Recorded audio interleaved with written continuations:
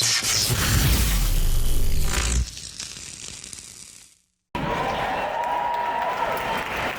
right, I would love to bring up our panel, starting with Neil Gaiman.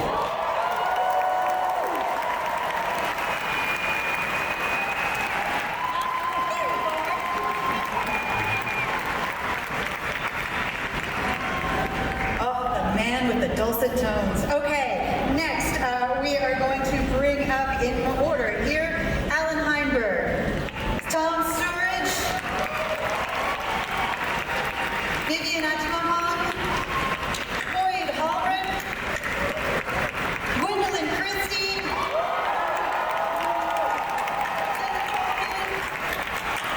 Kirby Al-Baptiste, Mason Alexander Park, and of course, Matt Oswald. He's got the cherry on top of an awesome sundae. Now, this is such an incredibly, massively talented cast. I'd like to start the questions, of course, with our creators here. This has been 30 years in the making. How does it feel to bring your characters to life on screen? Really good. really good. What I'm really excited about is just the fact that in less than 2 weeks, everybody's going to get to see what we made, and I'm so excited about it, so proud of it, and so incredibly thrilled that it's here. I'm a fan. I love what we've done, so it feels very good.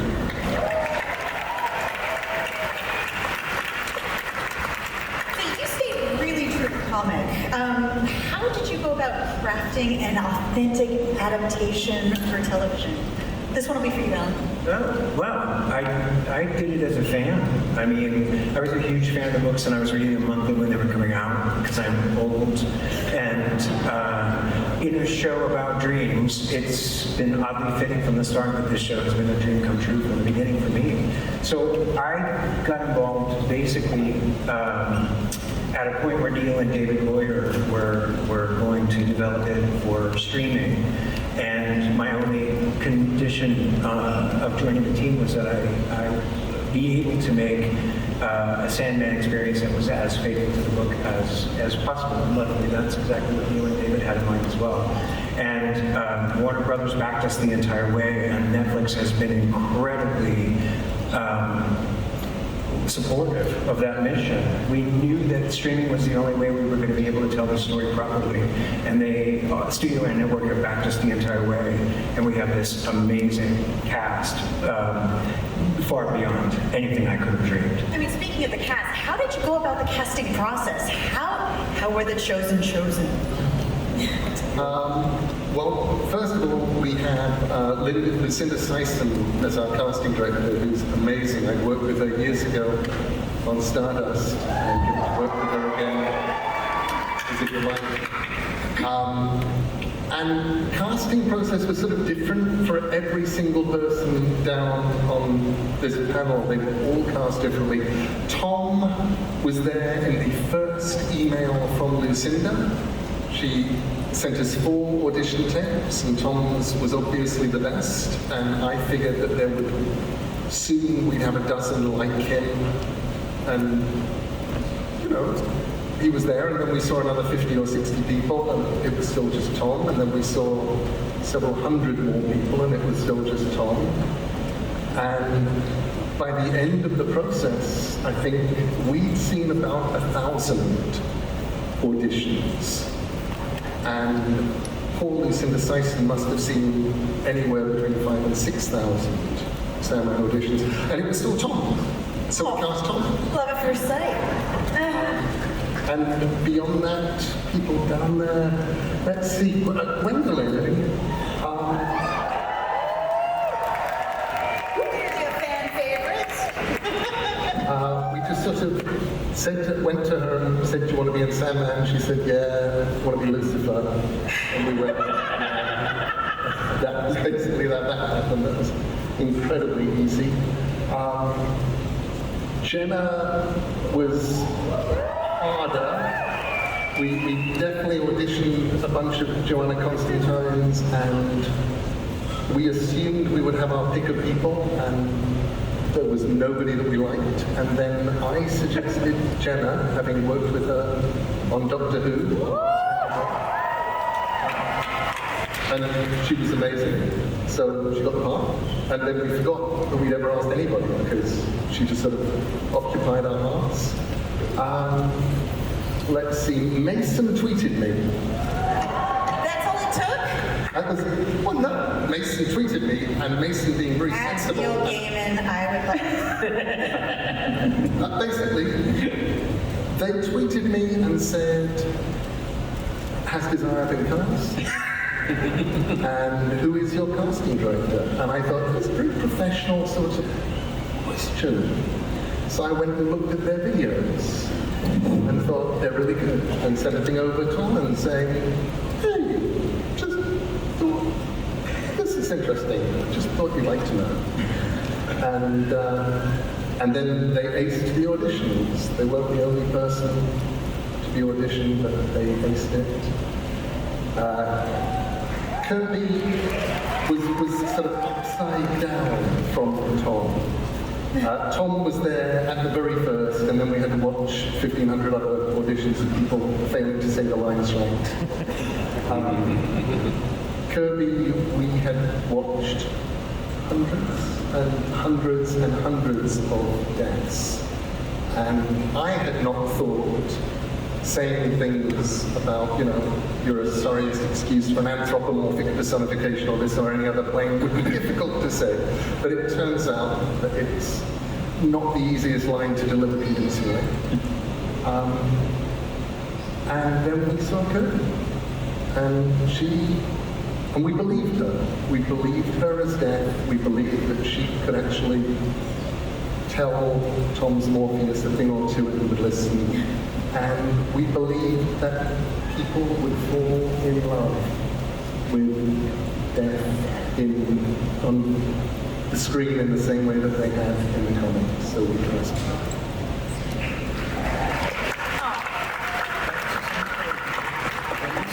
As well, Vanessa, we read so many rows, and the second Vanessa came up on my screen, the computer screen, that there was only ever her.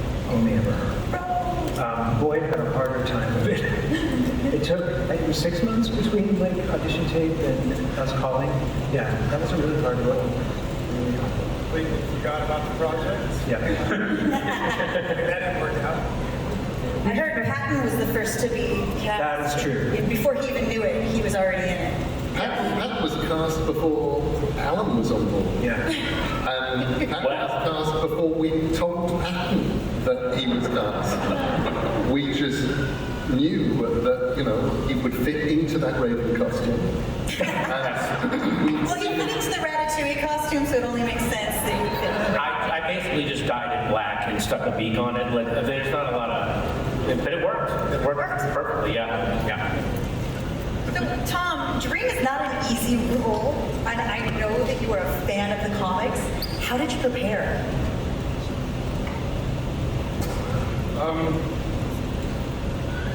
The first thing is I care so deeply about this piece of literature. And I think the only way that you can begin to understand it is to subsume yourself in the words and the images that Neil created. And so I just spent months, because the casting process was a long one, reading over and over again until it was in my bones, in my blood. And I think that there is no more honest way to try and find a character than to try and get inside the mind of the man who made it.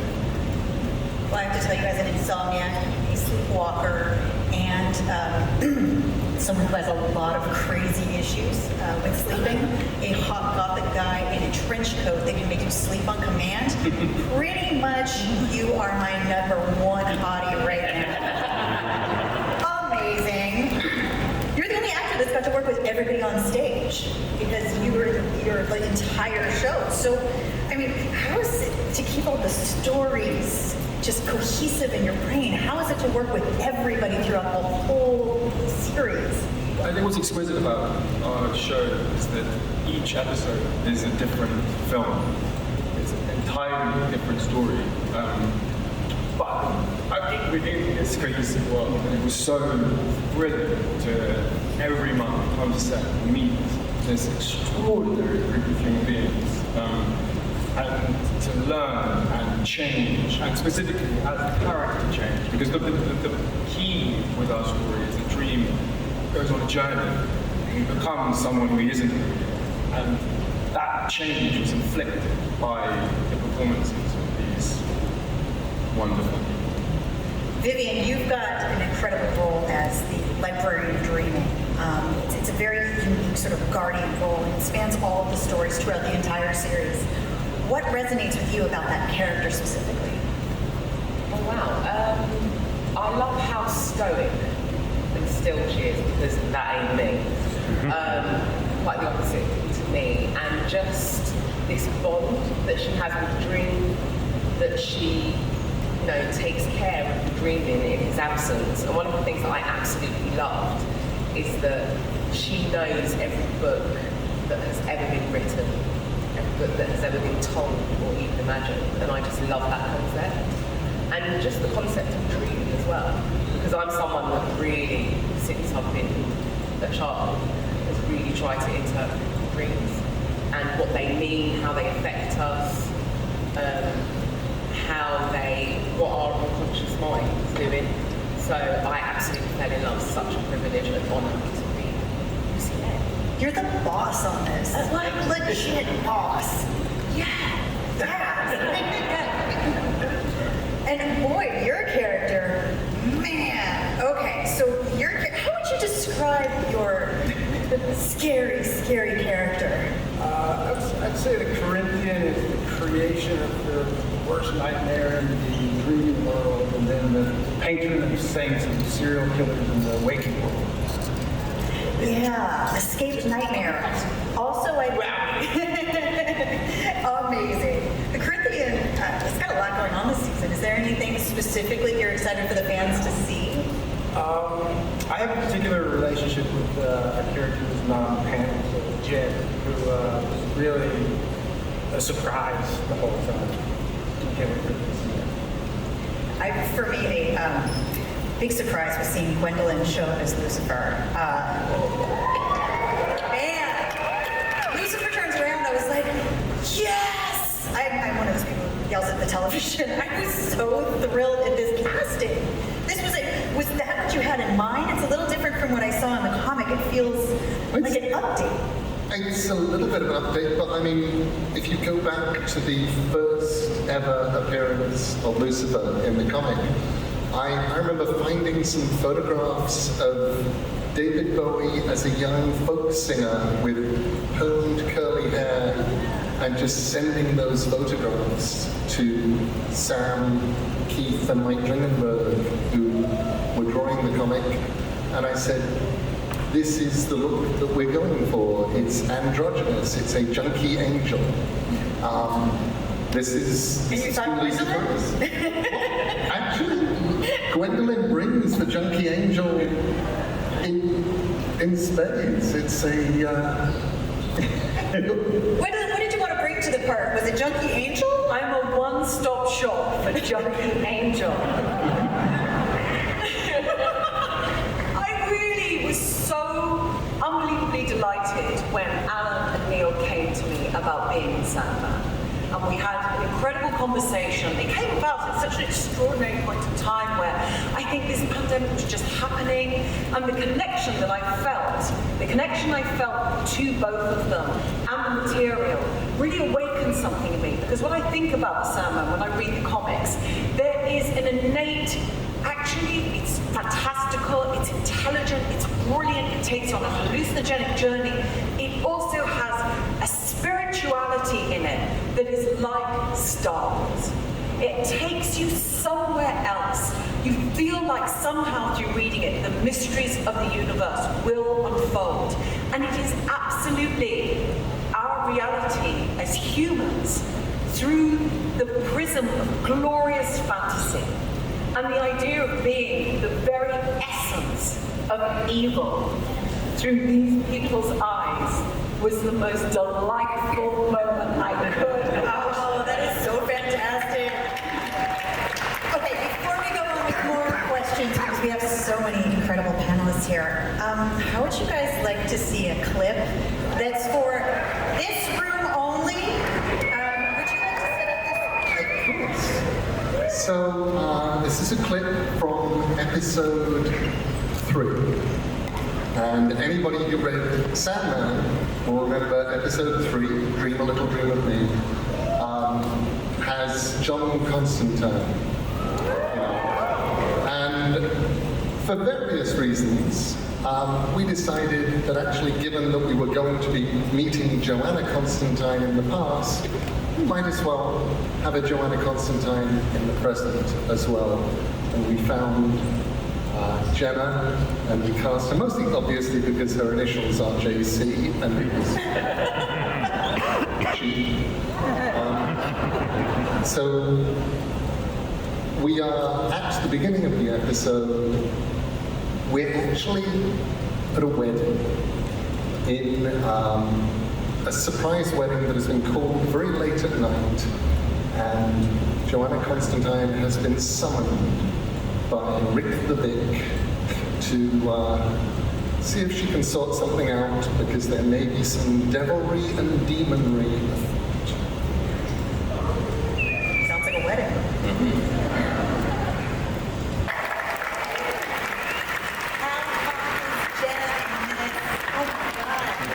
Jenna, Doctor Who, Sandman, been a part of some incredible projects. Not a question, I just need to say that out loud. So what does Joanna Constantine get into of this season?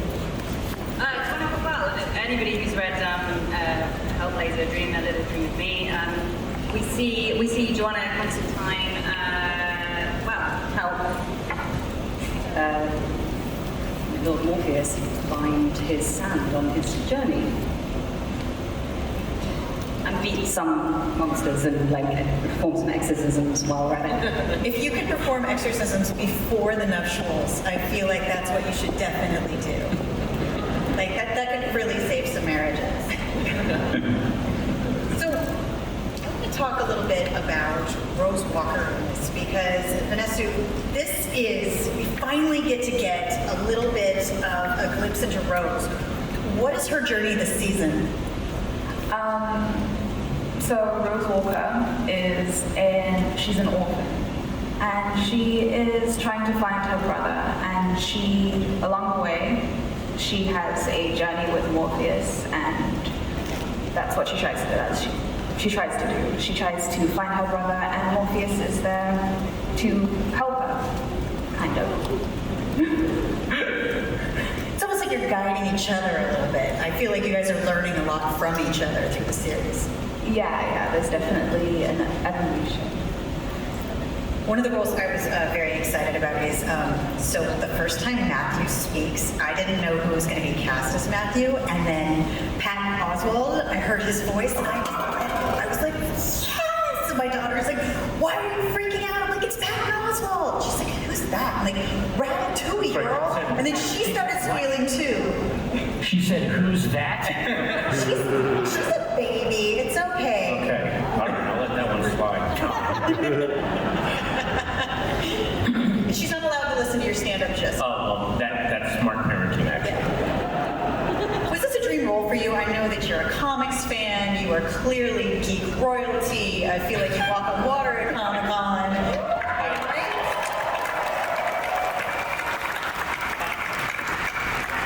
It's actually a little weird because Sandman is one of those things that I was into right from the beginning, from issue 1. I stood in line for 3 hours in 1992 to get my Season of Mist hardback signed by Neil in San Francisco, but I'm playing a character that is completely new to this world and kind of at sea. Like he's, of all people, maybe except Rose, he's running to catch up with this massive world that he's been thrown into. Whereas, the actor playing the Raven is like, well, actually the Sputtle Crunch and Squatter Bloat are both the portal of hell. They only have the what. Like, I know everything that got adapted out and changed, so having to kind of play the not knowing exactly what's going on sometimes it's a little hard because I knew everything that was happening. You know? You're great comic relief because sometimes this gets a little dark. So it's really great to hear you come up and just add a little bit of comedy so we can take a quick breath before we get back into it. I think you do a really incredible job. You're correct.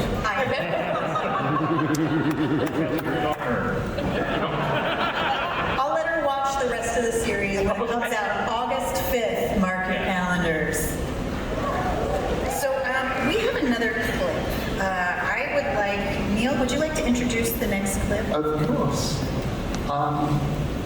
So, when we were doing the original comic, Sandman number 8, The Sound of Her Wings, was the one that somehow changed everything. Everybody realized what we were doing, and it all began with Dream and Beth sitting on a bench, and in the TV series it's not episode 8, it's episode 6, but we're going to see the beginning of that.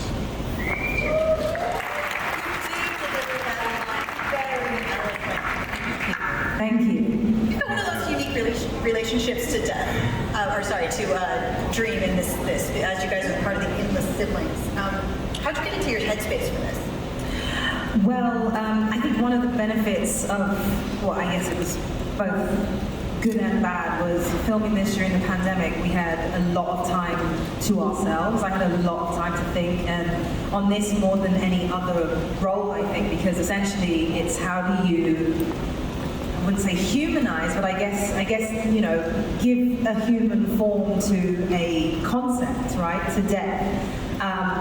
I spent an incredibly long time looking at relationships with death, both in the Western world and in other places, and I became very obsessed with the idea of psychopaths, right? These people that would guide, these entities that guide people from this life to the next, and this idea that there could be dignity in death, and there could be, there's a hopefulness rather than just what we traditionally see, which is doom and gloom.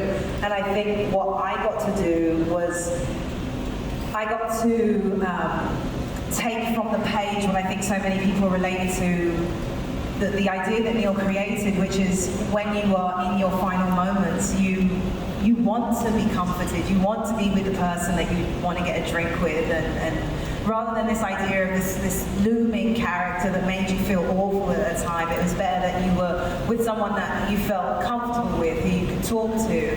And for me, it was an amazing opportunity. I got to delve inside of myself and explore my own relationship with death and the way I felt about it. And I had a personal loss that I think I was able to sort of work through in playing death. So this was an absolutely incredible experience for me. And when I read the comic, Death was one of the characters that was my absolute favorite. And I read it years ago. So I don't think I could have ever imagined then that I would get the opportunity to bring that role to life. Clearly, I'm a fan too. I'm cosplaying you today. I love it. We're going to take some audience questions coming up in a few minutes, so if you guys want to start lining up for that, there's a microphone. I want to talk about the Endless Siblings. So, Tom and Mason, which, by the way, Desire is just sexy. You purr and crawl across screen in a way that just brings Desire to life. Death, Desire, Dream. How would you guys talk about that endless relationship between the three of you? Oh God, everyone's looking at me because I haven't spoken. You know, funny enough, like I got to work with everybody, with Tom and Donna, who plays Despair, were my two scene partners during this season. And I worked with them collectively over the course of one day. So we sort of had to do a lot of, homework on our own and really trust the text and trust the relationships that Neil, kind of crafted in the original comics. And I think that really helped a lot as a performer and as an actor, because then once we got on there, like, standing in front of someone like Tom, as Dream. You're like, oh, this is Dream. It's very easy to accept that reality. And so, you know, we have these beautiful practical sets, and my threshold is brought to life pretty splendidly, I think, in the series. And so I think the immersion and the having some kind of actual physical context for what the show should feel like, and that kind of coming directly from the comics really helped to sort of be like, okay, I can just trust, you know, what's on the page and sort of do my best, you know, version of whatever I think that this is at the moment, and it might change. But but what's really exciting is, you know, they put together this amazing cast of people that really are the thing that they are. You know, we are the people that we're playing in a unique and enjoyable way. So yeah, that's from my perspective. Did you get that sibling feeling when you guys were getting into the headspace of this role? Of course, yeah. I mean, you know, my dynamic with Tom is very different from that of any of the other siblings. It's, you know, we all have our own individual relationships, so it was fun to sort of, like, my first scene, I think, was my last scene, and it's kind of dastardly and very, I mean, it's the ultimate sibling rivalry. But, you know, Donna's remarkable too. We have a completely different relationship that Alan and Neil both filled in the blanks so beautifully for me as a performer that, you know, it just helped because on the day it just kind of did your best. You guys bring out such layers of story in each other every time there's two of you on screen. It's really beautifully put together in a way that you can, there's just so much story that's layered up on top of each other that every little bite that comes out is just something to, I'm getting a little too fangirl up here. Does anybody else want to talk about this? I have some questions. Hello. Hello. Thank you. I'm Nico Heinz, and my question is, will we get to see Funko Pop of Merc the Pumpkin or any characters in the Sandman series anytime soon in your nearest look? How's the merchandising going? They do not share mysterious marketing and manufacturing and spin-off wisdom with us. So I, just like you, I would like a Mo Pumpkinhead Funko Pop. It will be the coolest thing in the world. Merv, by the way, for anybody who does not know this, is voiced by Mark Hamill. And is in every way perfect. Okay, that's fair. Yeah. So I'm only hoping that obviously people will watch this and go, we all need Merv, Pumpkinhead, Funko Pops, we all need Goldie the Gargoyle, we will need little kings and Abels that murder each other, we will need full-size desires to stand in the corner of our rooms and fall in love with us. We will need all of these things, and I hope we will make them. Do you want to finish off with that? Thank you. Hi, my name is Jenny. Hi, Jenny. Hi, Jenny. Hi, Jenny. My question's for Mason. This kind of springboard off of what you were just talking about. So I know you more as a stage actor. I met you at the stage door of Henry and the Angry Inch. And so I was wondering how, like, your preparation for this role compares to preparing for a role like that, where you're playing the same character over and over again, whereas this, you have this whole history and mythos behind it. Yeah, I mean, I think there's a massive difference between film and television prep and theater prep, just in the fact that, like, you never really get a lot of time to actually rehearse, and I think that that's when people really work out a lot of the kinks or figure things out. So for me, I feel like I was really lucky that I only shot in such a limited time on the show, because it gave me such a limited view. I don't really know how to describe it. It made me focus much more on just the words and what I wanted the relationship to be present, and less about, like, oh, this is going to be captured forever and ever and ever, and people are going to see it, 10 years from now and laugh at me, You know, like you can't think about those things in the moment, whereas with theater, like you're doing it over and over again, and it naturally changes and shifts. So I just kind of give it my best go. But we also have John Cameron Mitchell, who's the original Hedwig, plays Hal in the series, and so we got to hang out a little bit on the days that we were both filming, and that was quite a thing.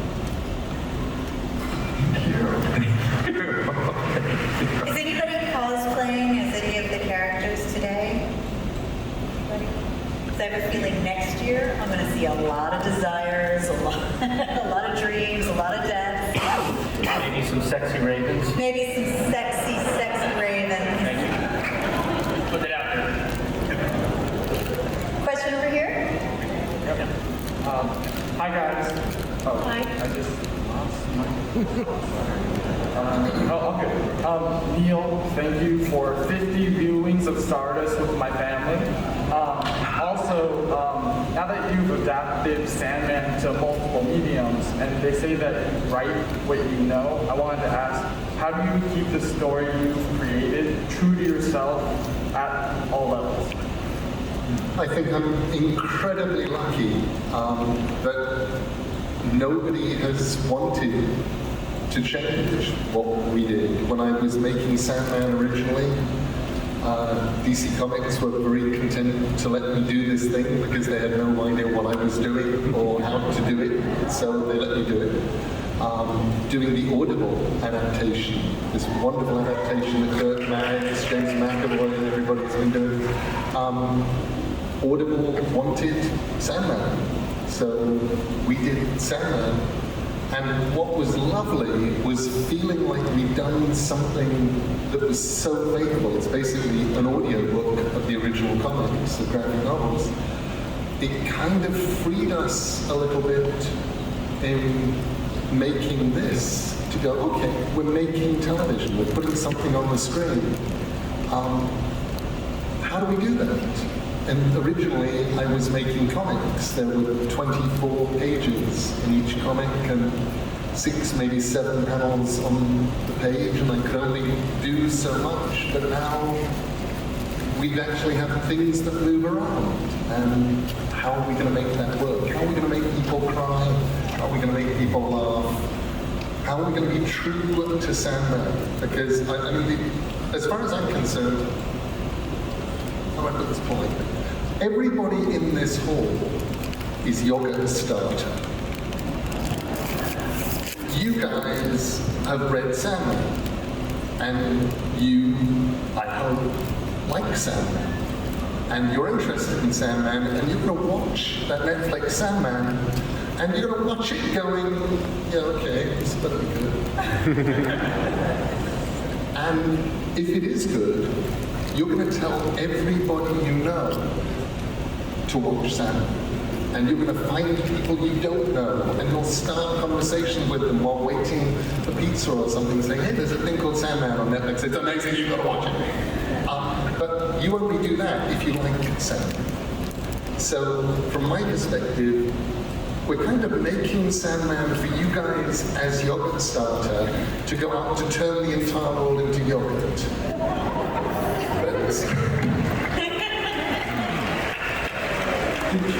Very strange analogy. But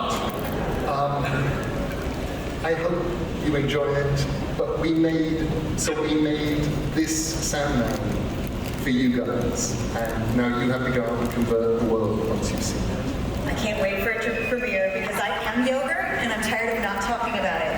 So, what's our next question over here? Hi, my name is Nick. In the comics, we see the saga of the Sandman unfold through several styles of art.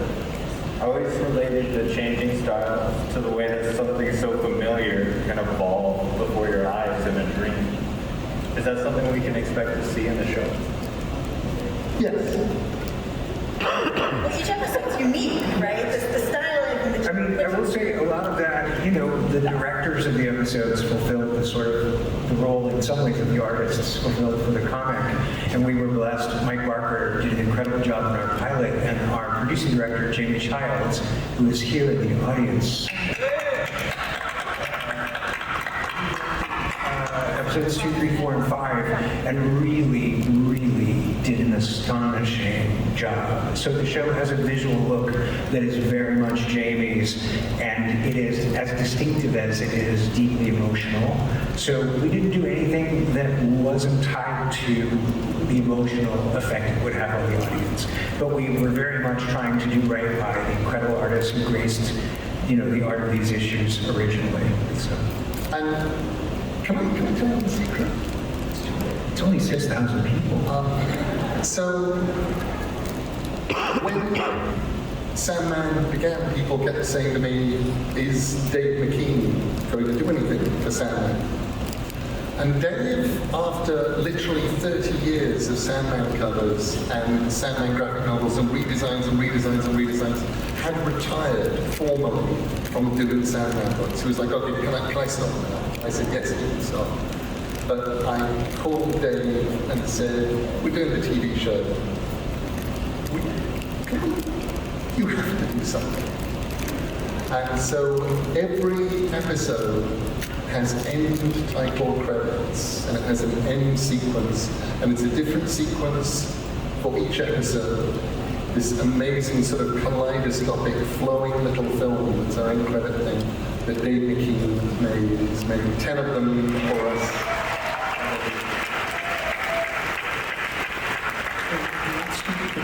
Watch the credits. Yes, do not skip the end credits, just watch. We have another question over here? Hi, I'm Rob. Hi, Rob. Lucifer is frequently portrayed as one-dimensionally evil, but some interpretations see Lucifer as more like a Prometheus figure, where the Lucifer as a light bringer can represent intellectualism, drive for knowledge and curiosity. And when you have a performer as brilliant as Gwendolyn and somebody with as much knowledge of myths as Neil, and a lot of episodes with more dialogue than comics potentially, could we see those aspects of Lucifer or other aspects we may not have seen in prior depictions in other media? Yeah, everything you said is in the episodes. That's incredibly generous of you. I think that I just went back to the comics. I know that everybody was so devoted to making those comics come alive. And when also you're aware that there's a huge fan base of something that initially felt very underground and very special, not so many people knew about it, and then the love for it has really grown, there's a kind of responsibility that I feel that goes with that. So I also love that Neil and Alan were really open to my interpretation. So what I love about reading the comic books of Sandman is that my imagination really fires. I get to see these incredible artworks, I read Neil's beautiful words, and things come alive in my mind. And there is something about realizing that Lucifer is a fallen angel. Lucifer was God's favorite, and then has been cast out. And what that means. And what that means to me, the idea that we can all relate to, of a lifetime of disappointments, and what that does. Also, with the kind of landscape of our lives at the moment, I think we've all started to realize that a lack of empathy is evil. Disconnection is evil.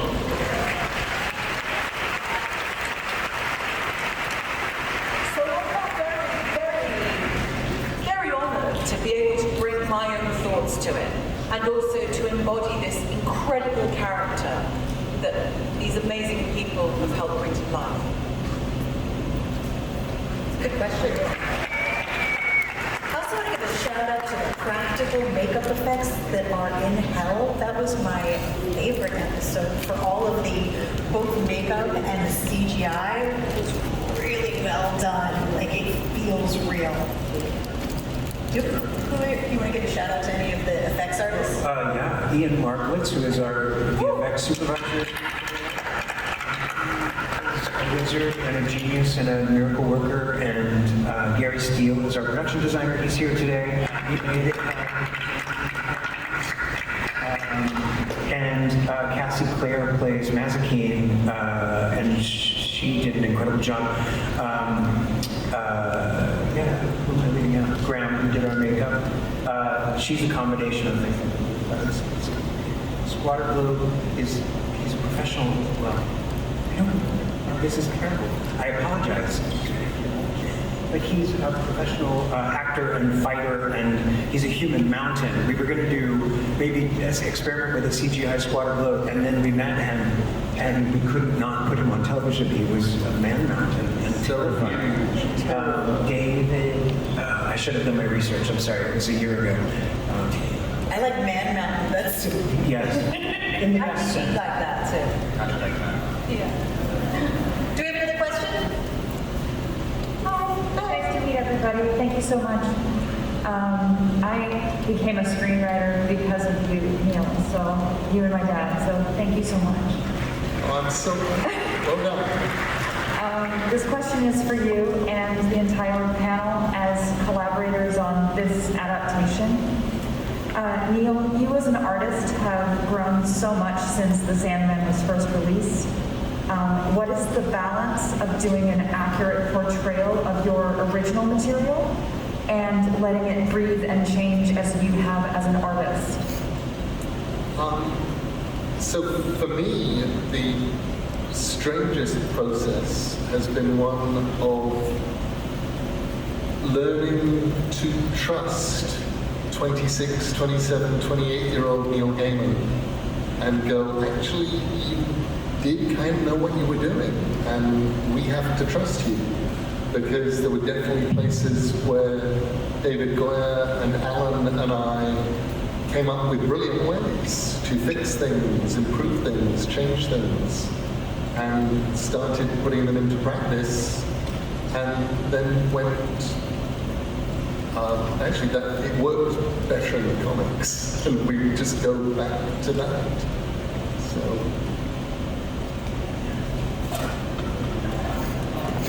I think we have time for maybe one more question. Hi. Hi. This question is specifically for Neil Gaiman. I appreciate all of you, and I'm really excited about this series. But this is my first Comic-Con and my first time seeing you in person. So I have to take the opportunity to ask you if we will ever see 1602 as a film. What a lovely question. I don't know. That's up to Marvel. I asked about 8 years ago. I said to them, look, wouldn't it make a great film or TV series or something? And the people at the time were like, no, it will never happen. But those people have gone, and new people are there. And I would love to see a 1602 movie or TV series. I think it would be great. Okay, one last Sandman question. What you got? Hi, my name is Rob, and I have a question for Pat Oswald.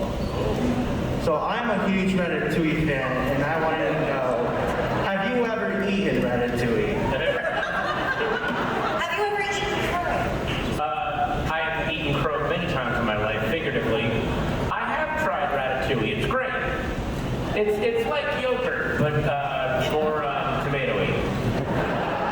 Well, we're all about to be yogurt now. This has been an incredible panel. I'm so blessed to be up here. I can't believe they chose me because I'm a big Sandman fan. So I was so excited when I got this call. I'm like, yes! I think we have to end it with a world premiere. I feel like that's why we come to Comic, right? Neil, would you like to?